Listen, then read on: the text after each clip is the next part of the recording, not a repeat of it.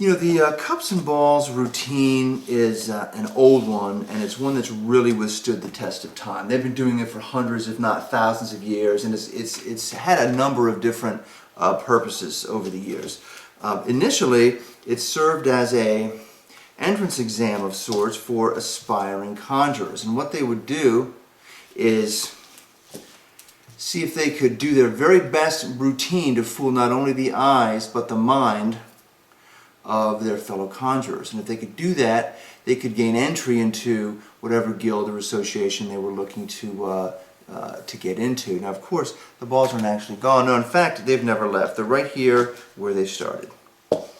Later, it turned into sort of the three-shell game as a swindle, as a hustle, where you put one ball under one of the three cups, mix them up, and then the mark has to pick where the ball is. Now, in our case, since we have one under each cup, it really doesn't matter, you know, which one we pick.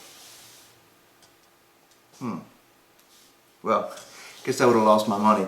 But that's why they always give you a chance in these hustles to win your money back. You can bet more money to find the remaining ball. In this case, well, you know, it would be right over here.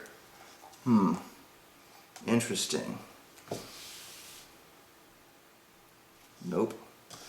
I would have lost again. And that's why a lot of people lost a lot of money in these Monte schemes. So if you ever have an opportunity to try something like that, don't do it.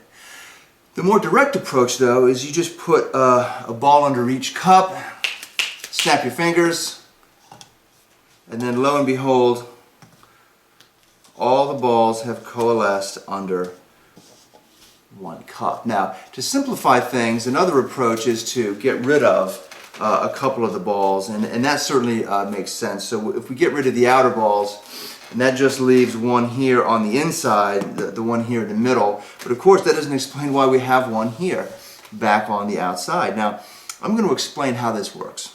What you do is you just pretend to take the ball. Okay, so I pretend to take it in this hand. It's actually empty.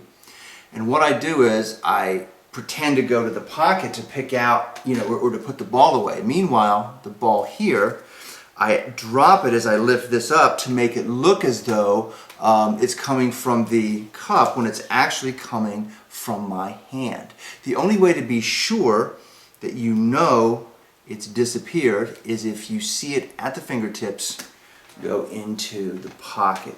Good. Now, knowing what we know, if you had to guess, how many balls do you think are under the middle cup?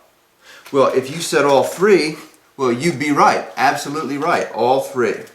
They've all come together once again under the middle cup.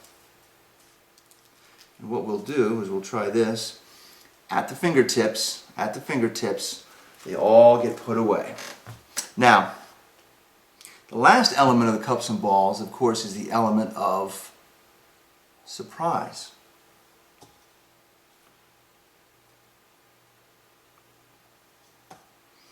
Now, if you ever want to do a cups and balls routine yourself, just remember, you're going to need some big balls. That's it for me. Thanks for watching.